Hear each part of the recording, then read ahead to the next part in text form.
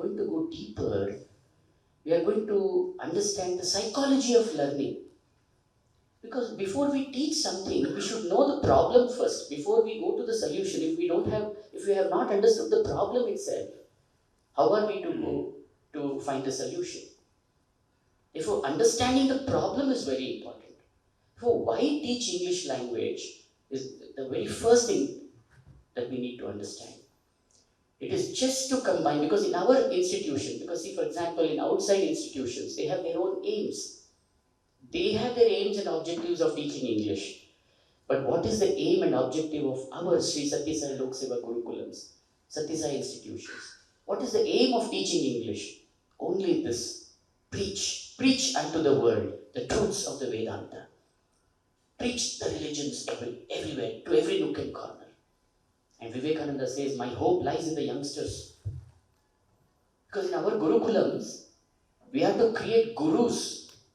We have to create gurus and not slaves. The gurus who are all in all. Who are all in all. Whom you can entrust the students and set yourself free. The guru knows well. He's a guru. Therefore, create the right person and entrust the children to them. Leave it. These 3 points we need to understand. Integrate English with Paravidya. We have to drive it home. We have to drive it into our minds. Because without that, it is like, that Vedanta sentence, Andhe naiva andhamana. Blind led by blind. It is a total waste of time.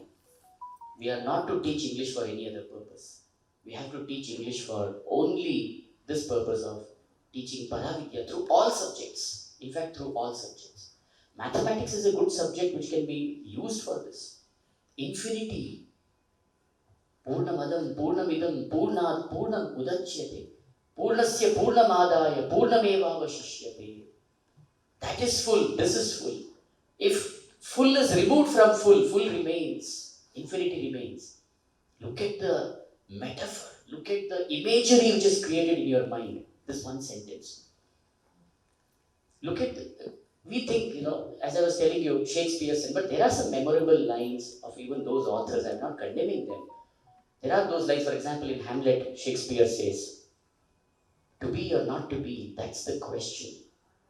Whether it's nobler in the mind to suffer the arrows and slings of outrageous fortune, or to take up arms against a sea of troubles, and by opposing, end them.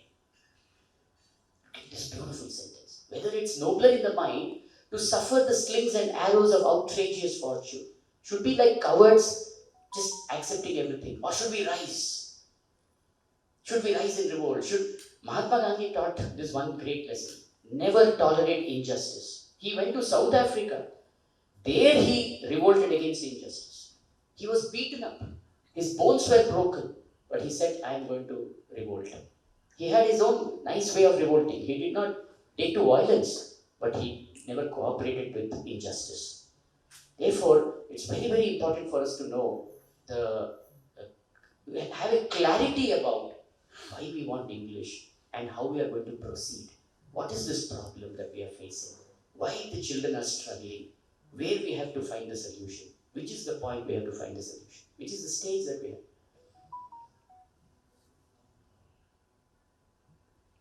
Indian authors, are they less? See, our Indian authors, Aurobindo, look at their English. As today Swami was telling, Vivekananda's English was better than even the natives, it seems. The foreigners, they wrote about Vivekananda in such way, they were all stunned. Aurobindo says in beautiful English, he says, supramental is a truth, and its advent is in the very nature of things inevitable. Look at this beautiful sentence. Supramental is a truth. That means what is beyond this, what is beyond the beyond, that is the truth. And its advent is in the very nature of things inevitable. The one who created the heavens must himself descend into clay and tread the dolorous way, he says. Look at this beautiful sentence. That means God cannot simply keep quiet in his realm, saying that I'm happy. He has to come down as man and he has to suffer like man. He has to tread the path of human being and show himself by suffering and putting up the suffering, how we have to tread the path. He has to set an example. That's what Swami is doing. He's undergoing so much difficulties. So Indian authors are not less. And Swami has clearly written. When we sent all this plan, this entire thing to Swami, Swami did not correct anything. He added 2 things. He said, expose. All this is very fine. Go ahead with this. It's very well thought of. And hence add this. 2 points he added. One is reward the children for good English, because now we are not giving marks, emphasizing on marks, etc. Therefore, now and then they need to be rewarded for English if they speak well. Therefore, that is one thing he added. And the second thing is he said, expose them to more of Indian authors. Indian authors are not less. They are too good. They are better than the natives. Look at Rabindranath Tagore, who said, what did he say? At the immortal touch of thy hands, my little heart loses its limit in joy and gives birth to utterance ineffable. Rabindranath Tagore. Lead me, O Lord, lead me to that realm where the mind is held without fear. So there are so many Indian authors, R.K. Narayan, Sarojini Naidu. There are so many Indian authors to whom we have to expose our children to their writings, and the best of the Western authors also as well.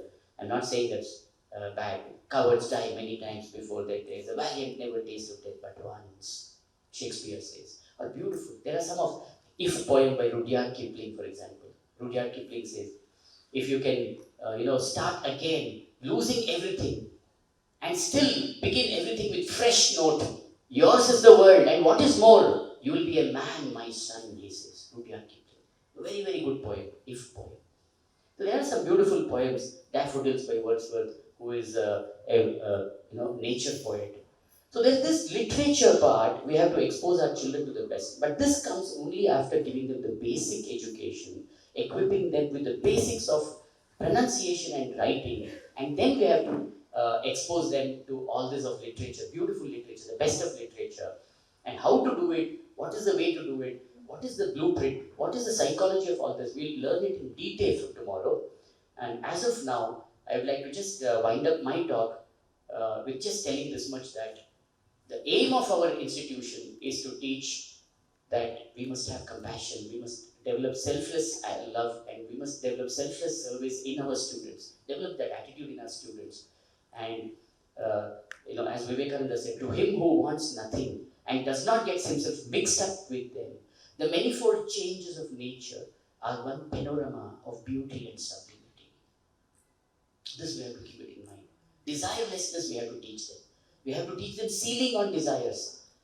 If you teach English language and if they start hankering for things, that's not a good turn of events. They must speak Vedanta, they must speak in English. They must speak Bharatiya culture, they must speak in English. We don't want anything else. They must be totally Indian in heart, externally only using English language very fluently. So this is what we want. If we can create Prahladas and Nachiketas in young age, 6th and 7th, definitely we will be able to create Vivekanandas and Shankaracharyas when they come to university. If we want Vivekanandas and Shankaracharyas in university level, Swami says they'll come out as God. If we want thousands of Vivekanandas at university level, let us remember, dear brothers and sisters, it will only happen if we create Prahladas, Nachiketas, Dhruvas in primary level. And therefore, teaching the primary school children, we must all have that penchant, that penchant. We must have that love to teach small children and to take them along. He does that. Therefore, he said, what should be done? Complete freedom for teachers. Why? Because teachers teach the subjects. They know when to conduct the test. In fact, I really feel that we are taking too much trouble. Our principal brother is here. One of our principal brothers. We unnecessarily take too much trouble. Even the so-called midterm exam, even the so-called final exam, 50 marks or 100 marks, we can leave it on teachers. There's no need to put a timetable, waste our time. It is precious time wasting. You can employ it in other creative things, higher things. Principal, warden and chairmen, they can employ it in higher things.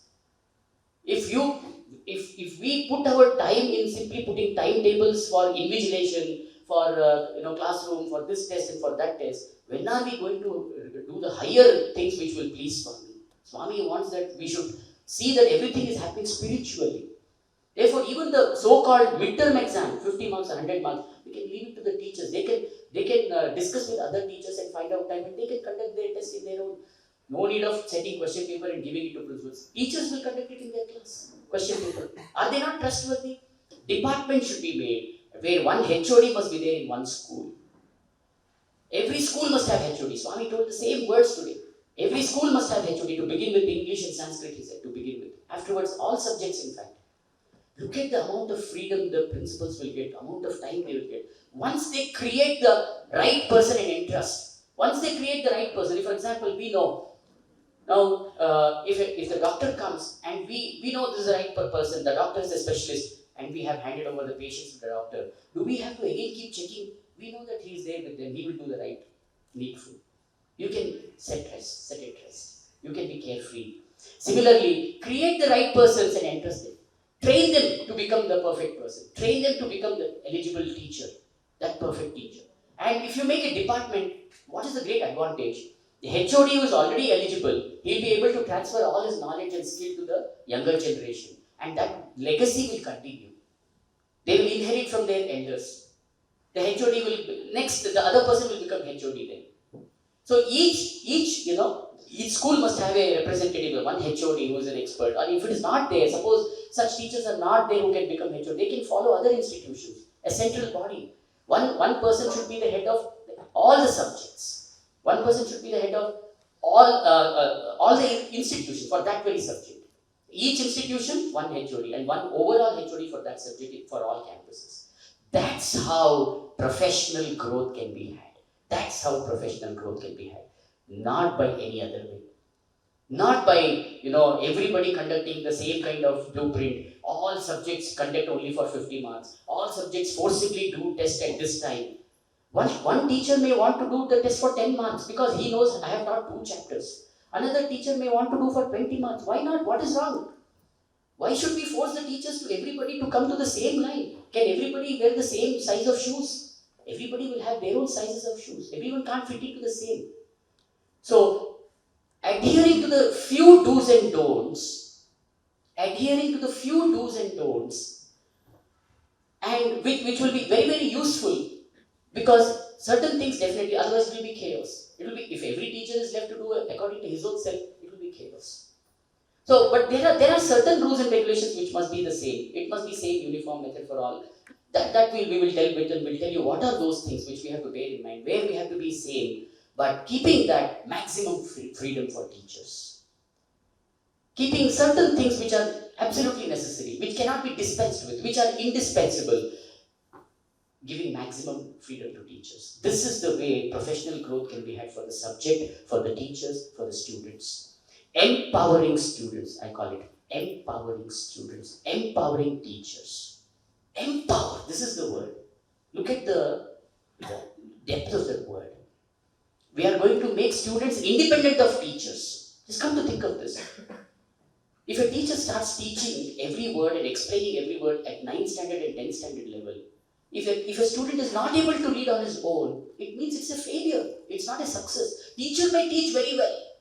The teacher may teach using flamboyant words, scintillating words. What of that? But the students have not learned to read. We are to teach the reading skills. Dear brothers and sisters, let's remember, we are to teach reading skills develop reading skills in the students, hone the reading skills in the students. We are not to make them slaves permanently. We should not give crutches to them. Make them independent of you. Empower them. They will be grateful to you forever.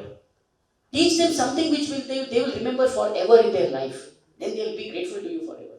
Otherwise, if a student always has to depend on teachers, what greatness is there in teacher doing that way? Empower the students. Similarly, empower the staff.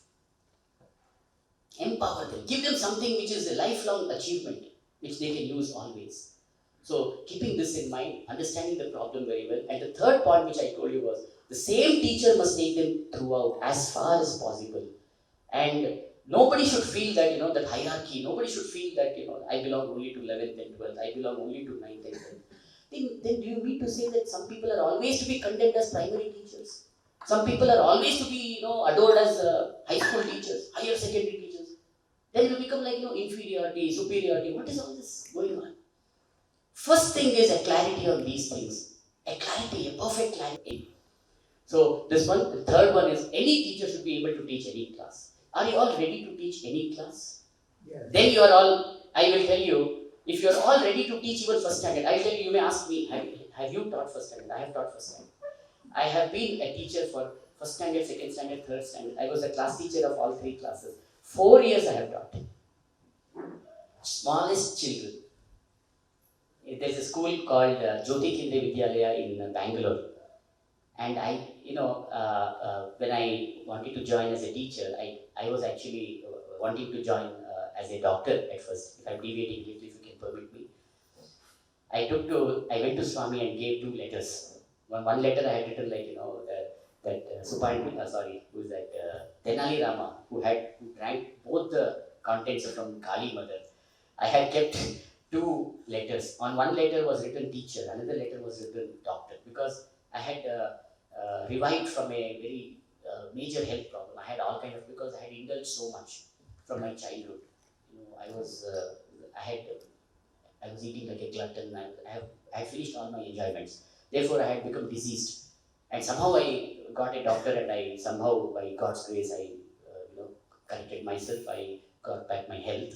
And then I wanted to become a doctor because I was fascinated with Ayurveda and all. So I went to Swami, 2 letters. If you want me to become doctor, this one. If you want me to become teacher, this one. Because I was deeply interested in spirituality also. Swami took teacher's letter. And I didn't have any qualification. Just finished my PUC. I went to a school, my own relative school. I said, Swami has told me to become teacher. And for spirituality, no problem. Let me start with small children. So I went and became without any qualification, just 12th standard passed. I went and joined as a teacher in primary school, my own relative school. Our own uncle he's running this very beautiful school called Jyoti Kendriya Vidyalaya in Bangalore. It is in a place I forgot. Kanakpura Road, yes. And B.N.V. Subramania is the president of it. He passed away. He was a very great philanthropist, and he was actually a trustee of even our Jaipura campus for a long time. So there, first standard, second standard, third standard, 4 years I taught these 3 classes. And I taught them cursive writing, I taught them phonetics, I taught them Swami's songs. And then, chance made me come here, I wanted to join here, that's a different thing. Then I joined high school. And 10 years, you believe me, brothers and sisters, why I say I know where the shoe pinches. I know where the shoe pinches. A little experience, not much, little experience I have. Because I have taught from the grassroots level. Those who have gone through it, they know the problem. Those who have suffered, they know the pain of it. I have gone through the teaching of 6th class to 10th class. What it takes a teacher, what patience is required to teach 6th class, 7th class. I have taught the same batch and sent them and passed them to 10th. And believe me, I am not exaggerating. Even Swami, whenever I used to send messages to Swami, every year results, Swami, by your grace we have got this result, by your grace we got. Swami used to feel so happy and used to bless us in the messages. And how it was, 6th class I used to teach, the same batch I used to send them in 10th class. Like that we have done 10 to 12 years full batches. And therefore I can say with certainty, if you really want to become a really good teacher, an inspiring teacher, a genius teacher, an inspiring teacher, take it from me. You cannot do if you just say, you want comfort zone, you don't want to take the trouble of teaching small children, who will bear with all this. Small children, oh my God, primary school children is simply for those people who don't have any other work or who don't have any other qualification. If you think like that, you will never become a good teacher at all. A good teacher is one who is ready to take any class. I have taught university boys, correct, brothers? I have taught university boys, I have taught 6th class, I have taught first standard also. We must be able to go to any level. Of course, I am not telling this for boasting, but we have a long way to go with all humility. Why I am saying is, you may ask me the question. I have gone through it. And it's difficult. I am not saying it's easy, it's very difficult. Very strenuous. It may strain your heart. But with love for children, if you do it with patience, it will give dividends, brothers and sisters. It will give dividends. Once you lay the foundation, you see the harvest. And then when you take them to a higher class, how you enjoy teaching them. And then when you take them to a next higher class, you yourself, then your task becomes easier.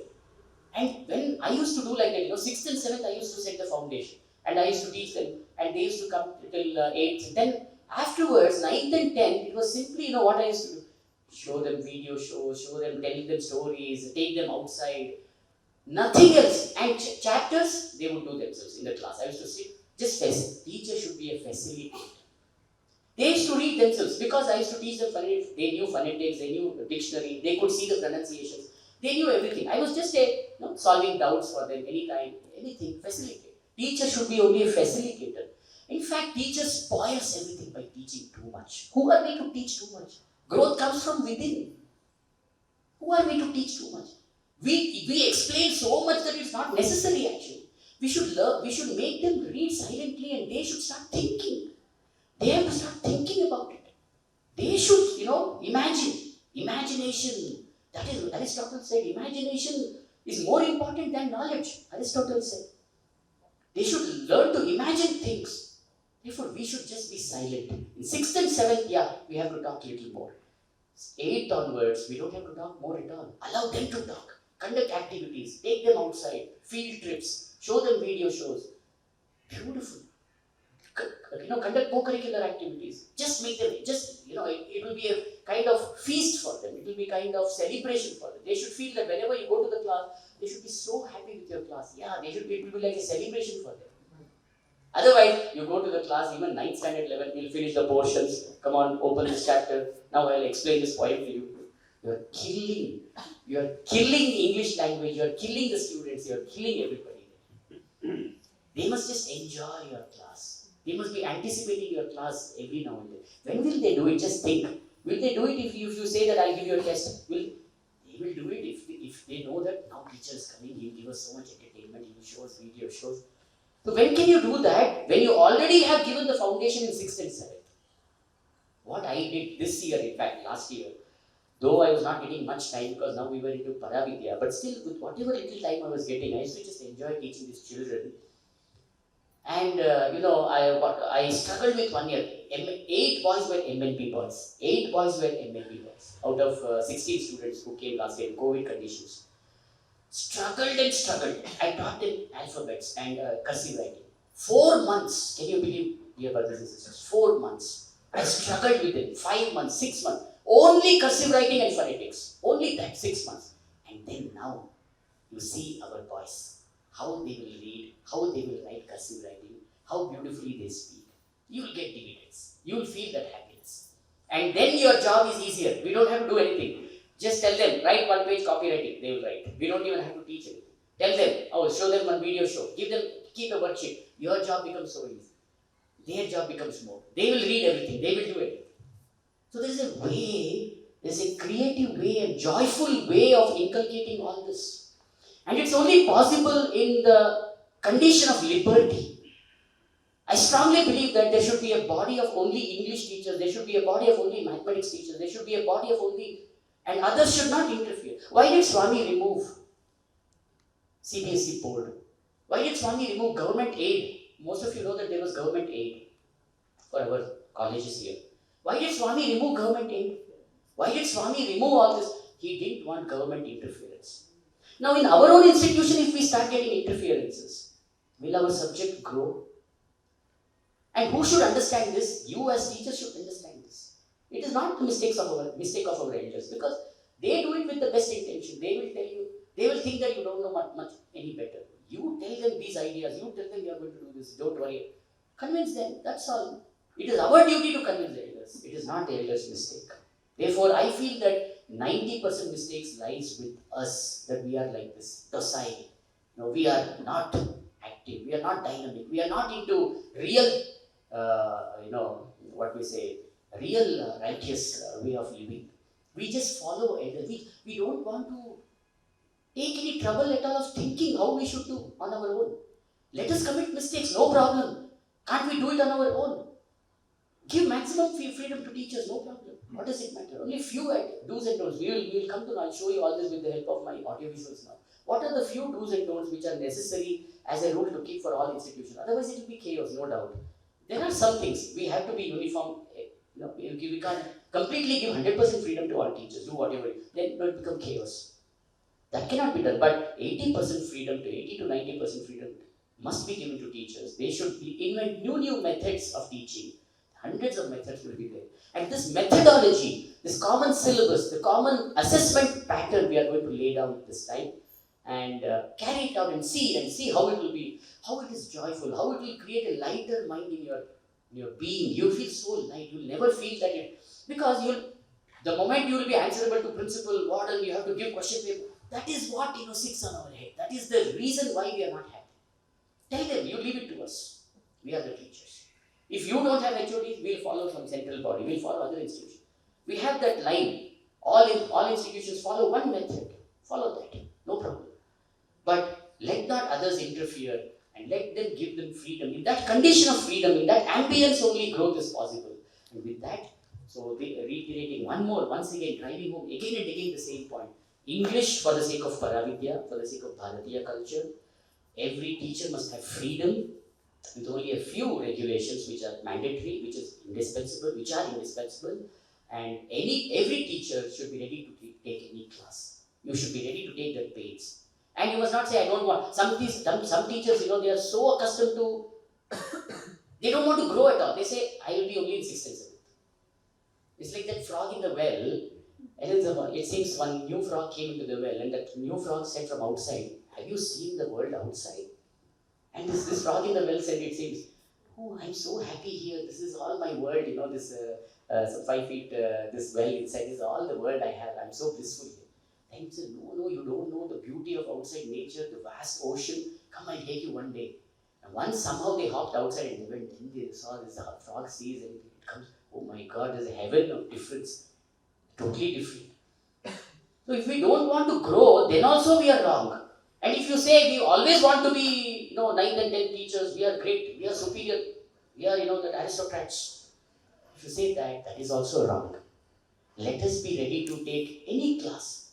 And one class we take, if you lay the foundation, you have the right to enjoy the superstructure.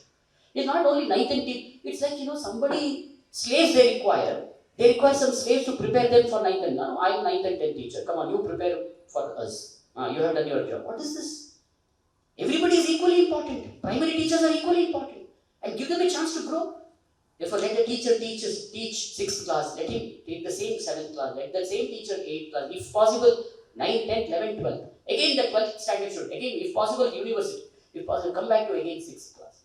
A teacher should be flexible. Only then you are a professional teacher. Only then you are a right teacher. Right kind of attitude will be there in you. Otherwise, we are no good as teachers. And there is no here, as Swami said yesterday, he was saying, here, now and here is the time. There is no more delay here. If you delay, we are going to be stagnant. Death will overpower us. And we have to keep growing. We have to say yes, Swami, for everything.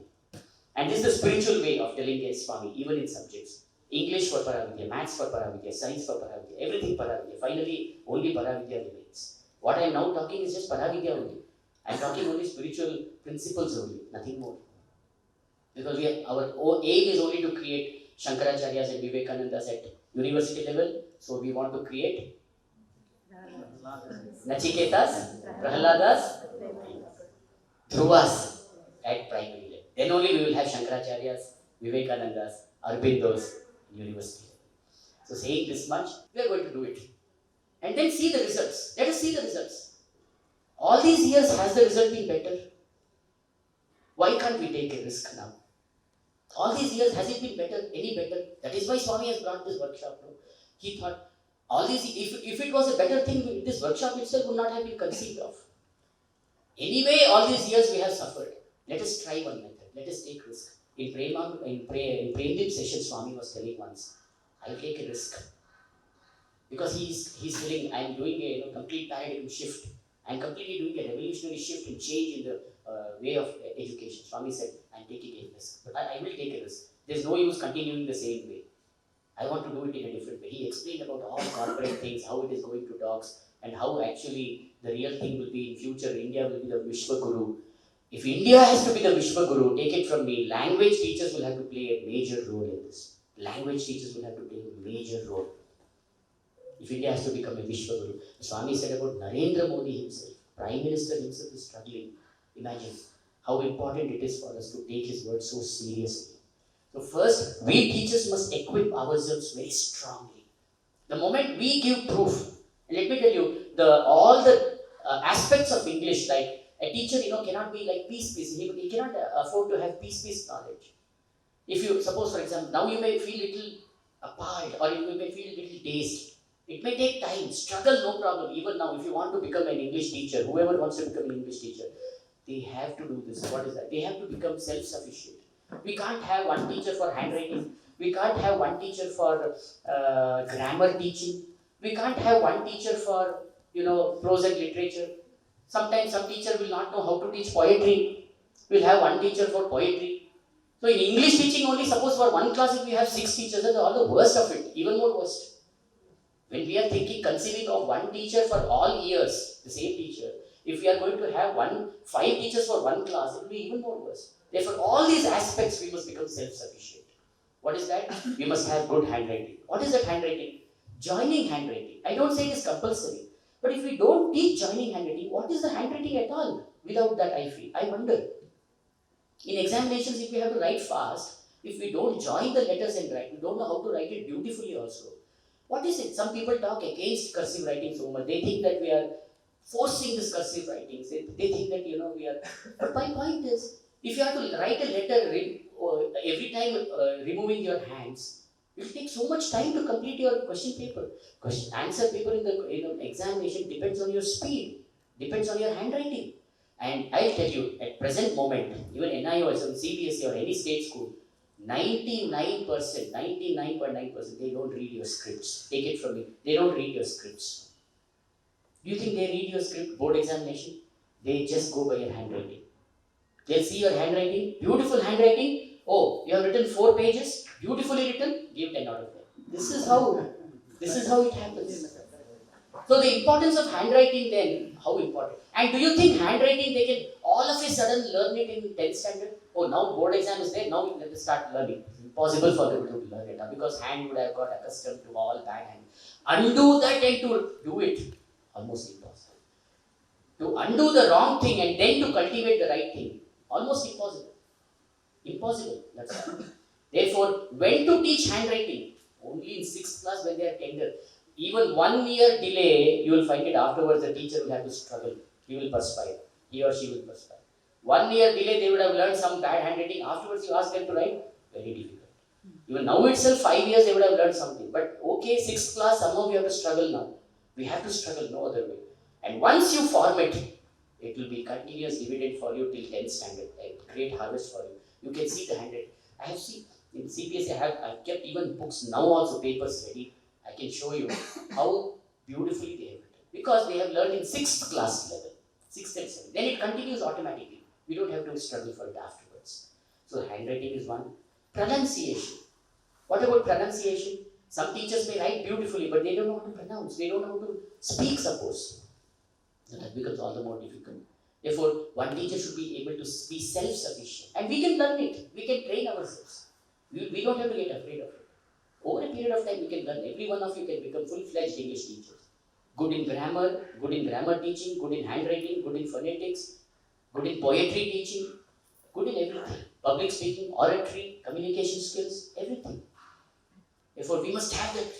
Now, Vivekananda's sentence, I would like to close this with one sentence of Vivekananda. To succeed, we must have tremendous perseverance. I will drink the ocean, says a persevering man. I will drink the ocean. At my will, the mountains will crumble down.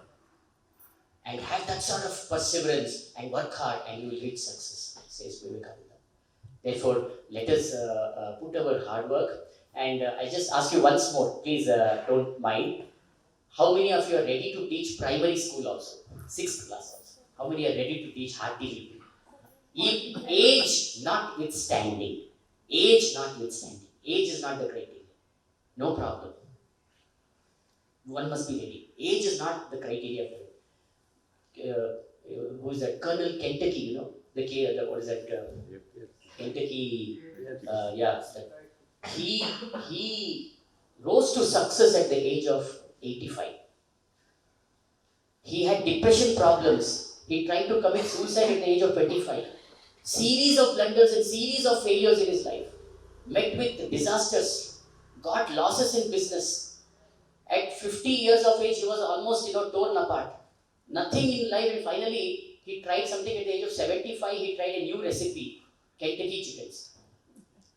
And it became super duper hit. And that KFC, 75 years. Abraham Lincoln, 60 years he started. And how many times? 9 times he lost elections. 9 times.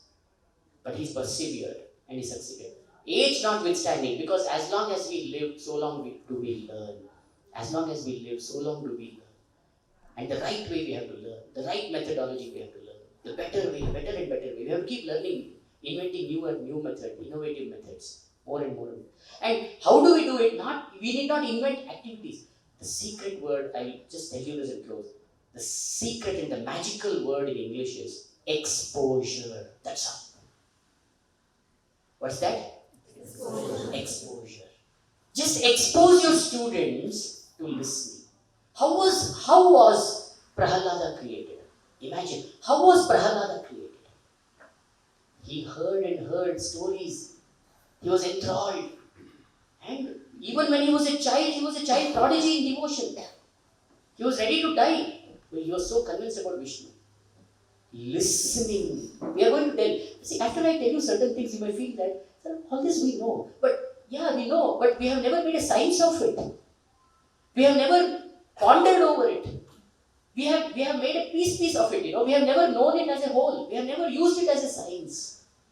Therefore, what is the use of knowing? Now, whatever we know, certain things, we are going to bring it together, make a science out of it, make a methodology and use it and derive benefit out of it. Therefore, exposure is the word. You expose your children to best of the English conversations, best of the English speeches. And in the formative ages, put so many cartoons, let them enjoy. Learning through entertainment is the way. They should not feel it is burden for them. They should feel it is joy in the class. I have shown for 2 months here in our class, because I have a lot of freedom here given by our elders. Sister knows. I have shown for 2 months completely only video shows. 2 months ago. And the children were, they were like, the class was celebration for them. It's like eating piece of cake every day. Oh my God, they were so very happy. And after 2 months of showing them video shows continuously, then I started teaching lessons. How, that relay race, Swami tells, that relay race. At first round, go slow. Don't be in a hurry to expect results in 6th and 7th. Be slow. Suppose sometimes your children take more time, no problem. For basics, let it take one full year also, or more. Go slow. Be rest assured. Afterwards, you will pick up speed. An aeroplane goes slow at first, then it picks up speed, and then it will fly. Similarly, in a relay race, at first he goes with it. Last round he goes very fast. Before he passes the baton. Therefore, slow and steady wins the race. Let's remember this golden formula. Slow and steady wins the race. Basic level, don't be in a hurry. Give them strong basic foundation in 6th and 7th. Give them strong. And then your job will become very easy. Provided you are there. Your advantage, others should not take. You should claim it. You should say, I have prepared with all this hard work. I have done this. I must reap the benefit. I will take them forward. And then see your advantage. In 8th and 9th, you don't have to do anything much. They will read, they will write, they will do everything. You have to just motivate them little. You have to show. Teacher doesn't, in fact, as I said, he or she will spoil more by teaching more. You should not speak more. You should allow the students to speak more. We should not speak more. So the point that I wanted to make is, one of the things that Swami had told particularly is that I want interns to carry forward English teaching. That means Swami is expecting a lot from interns. Of course, teachers are important.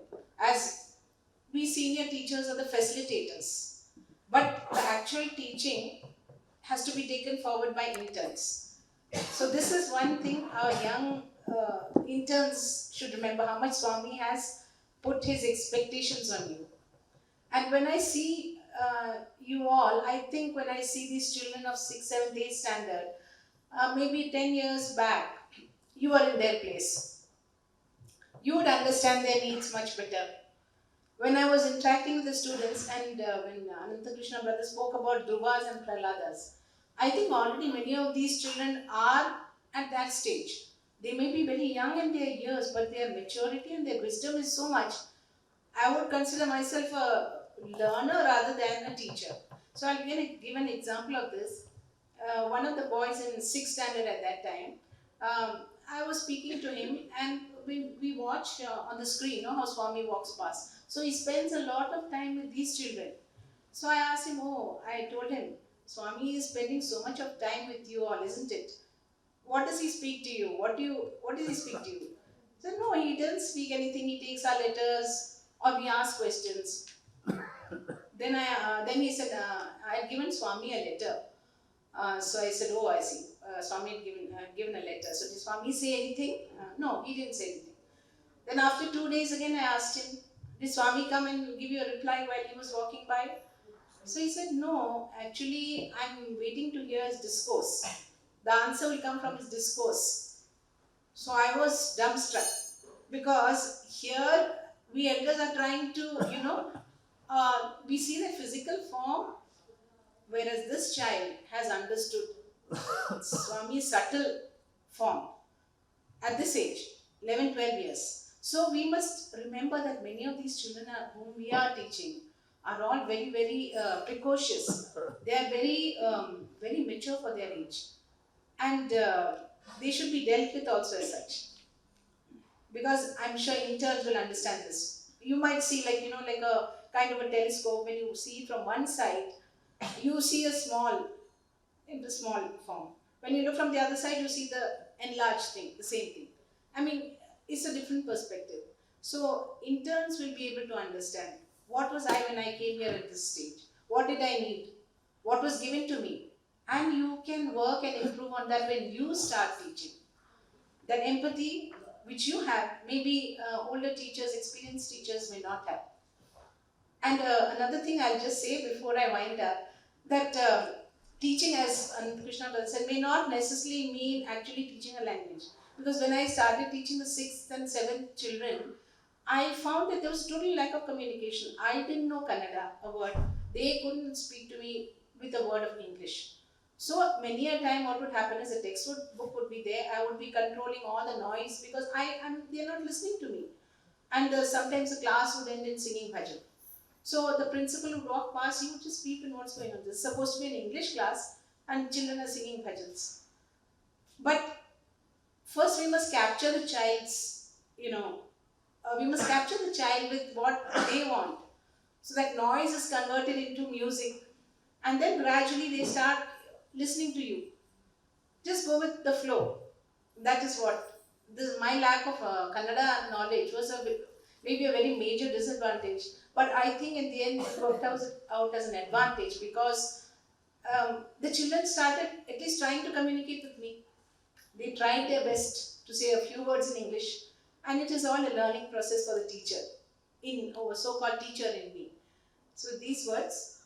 Today, we are just going to close this session with only one conclusion that teachers, we would hear them every day, 1 or 2 teachers every day. So that way we will cover all the teachers for tomorrow.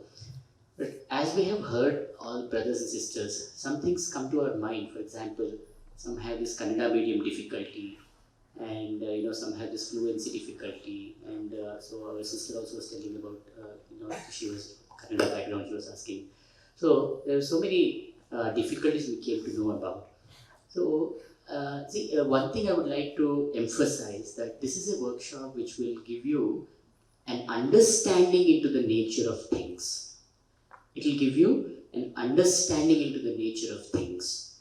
How you can improve. It may not be that at the end of the workshop you'll improve in English, but this is a workshop to contemplate as to what methodology we should use with minimum resources. A teacher may not be very good in English, but he may bring out the best results from the students. He may not be very good, he may not speak much, but there are techniques by using which he may bring out very good spoken language from students. See, this is what, an understanding into the nature of things as to what are the different techniques, what is the methodology to be adopted over a period of time, how you can improve. Knowing the psychology of learning. So this is the main thing about this workshop. It's not that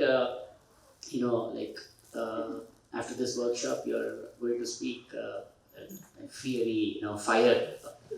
So it's not that like that. Any magic is not going to happen. But definitely, as sister put it, you will appreciate the understanding into the nature of things and how you can adopt many strategies, many solutions to bring about various problems we'll discuss over the next few days in the week, and we are going to benefit by it. And between we'll have one or two activities also. So spoken language activities, we'll do it actually. We are going to do those activities. How we are going to inspire the students through various spoken language activities in between. And the later other parts of it will be more or less theory, with the help of audio visuals, with the help of handouts. We'll come to know how we are going to go about it. Thank you so much, Saira. This kits what you have got, you have been provided with one 200 pages single line book. We are going to learn phonetics. We are going to learn because we have to teach it to the children. And you'll appreciate the very idea of it. And by and by, if you have faith in that, you'll appreciate how it's going to make your task easier. So we are going to bring the dictionaries here. We are going to get the dictionaries here on that particular day, maybe day after tomorrow when we come to that agenda. And you are also being given here, you're also given one 200 pages 4-line book, correct? 4-line book. So that is cursive writing book. So when we learn, we come to know how difficult it is to learn at a later stage. Therefore, if we don't teach the children at this stage now, the same problem will. But we have to struggle. We have to teach. So at least to some level, we must be able to write it beautifully. So we are going to learn cursive writing, starting from the scratch, like alphabets. So writing and pronunciation, grammar, everything will go on. Right. Thank you so much. Please bring the kit and complete this kit and all these books and notebooks. Thank you so much. Sairam. We'll end with Om Shanti.